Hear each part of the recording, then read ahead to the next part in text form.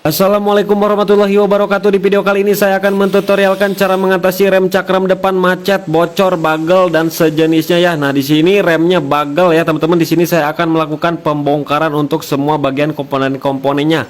Langsung saja kita buka dulu selang remnya menggunakan kunci 12 ya. Rata-rata untuk selang rem untuk bautnya itu menggunakan kunci 12. Kemudian kita lepas ya. Kita lepaskan saja semua karena kita akan cuci menggunakan air sabun. Kemudian soket rem kita lepaskan. Nah, selang di bagian bawah kita lepaskan juga. Perhatikan ada ring tembaga antara sisi kiri dan sisi kanannya. Kemudian untuk motor Yamaha kita buka bracketnya menggunakan kunci bintang T50. Kemudian kita buka sepi untuk bagian kampas remnya ya.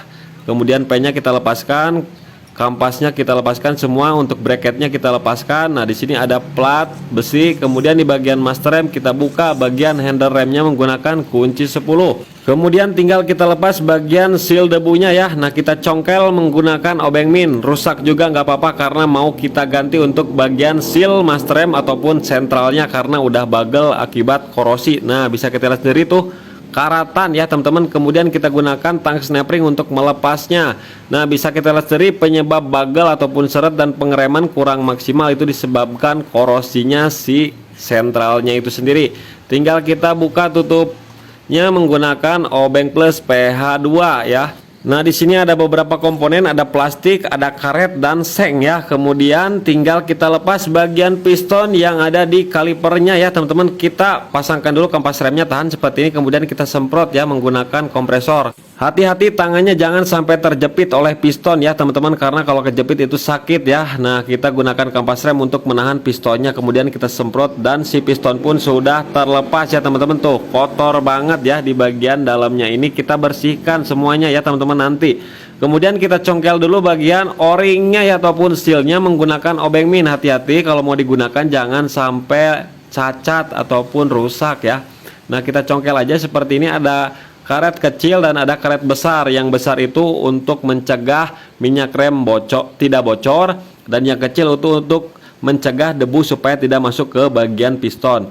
Nah, kemudian karet-karetnya kita lepaskan, nepel kita lepaskan semuanya ya. Nah, kita buka menggunakan kunci 8. Oke, tinggal kita proses pembersihan. Di sini saya menggunakan air, koas dan sabun ya. Sabunnya bebas, mau menggunakan sabun Sunlight ataupun Rinso itu terserah teman-teman ya. Mau pakai bensin juga bisa untuk membersihkannya ya. Nah, kemudian di bagian master remnya karena bagel dan di dalamnya itu korosi, jadi saya gunakan amplas 1000 ya. Kita putar seperti ini, kita gosok sampai korosinya hilang ya teman-teman menggunakan amplas. Dan perhatikan kedua lubang ini jangan sampai tersumbat, ada yang besar ada yang kecil. Setelah itu kita semprot ya bagian komponen-komponennya, jangan sampai ada air tertinggal ya. Nah, bersihkan saja menggunakan kompresor, mau didiemin sampai kering juga bisa. Kemudian tinggal kita proses pemasangan bagian o-ring.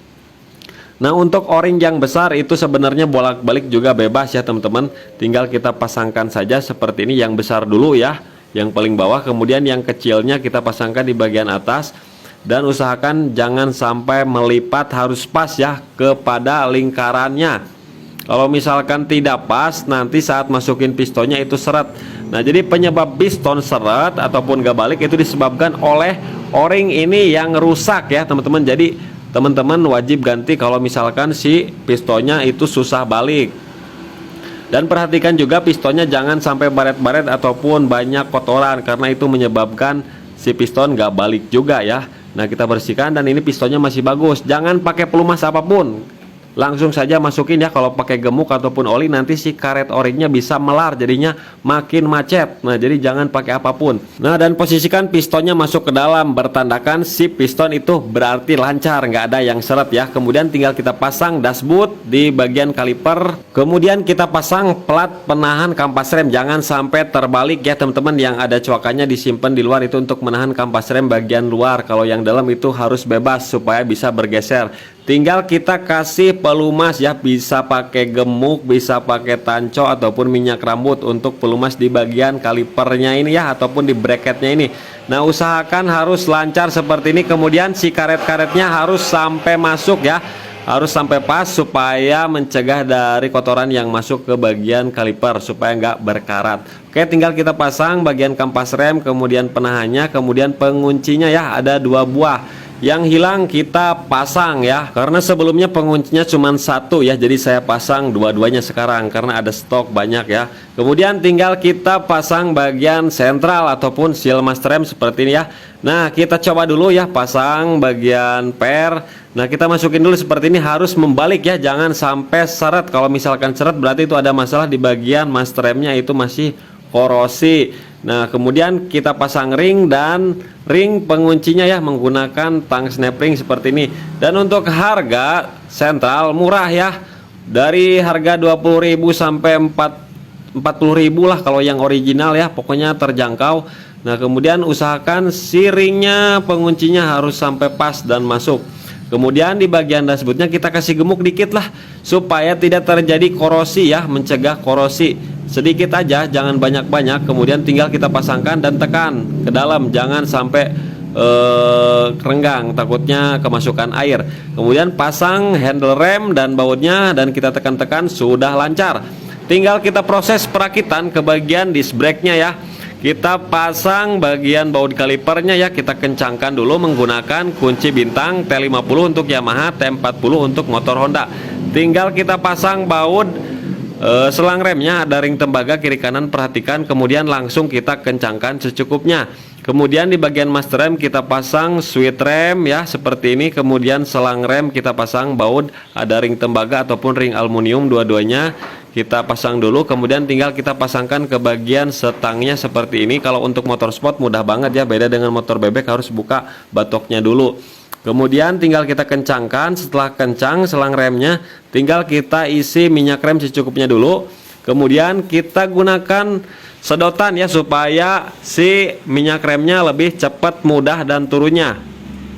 Nah, satu kali sedot aja ini udah cukup. Tinggal kita buka nih, kita buka baut nepelnya seperti ini. Nanti juga turun sendiri si minyak remnya ya, karena sudah bisa dipastikan tadi kondisi master remnya kedua lubangnya itu tidak tersumbat, masih aman. Nah, bisa kita lihat sendiri si minyak remnya sudah turun dan lancar seperti itu ya teman-teman. Bisa dipastikan cepat banget ini untuk buang anginnya, jadi nggak perlu buang angin. Setelah lancar seperti itu, kita tunggu sampai angin-angin yang ada di bagian selang remnya hilang. Jadi kita nggak perlu menekan-nekan handle-nya ya, tunggu aja sampai gelembung-gelembungnya hilang. Setelah hilang dan lancar, kemudian tinggal kita kencangkan saja.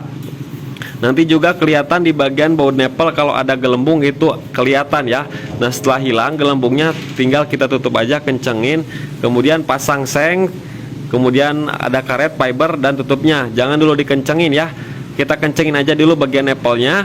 Kemudian tinggal kita tekan-tekan ya sampai pistonnya mendorong dan terjadi pengereman. Setelah dangkal dan handle remnya bisa direm seperti ini, kita buka lagi. Nah, minyak remnya kan udah turun, jadi kita isi lagi seperti ini. Kemudian tinggal kita tutup aja, langsung kita kencangkan ya menggunakan bautnya.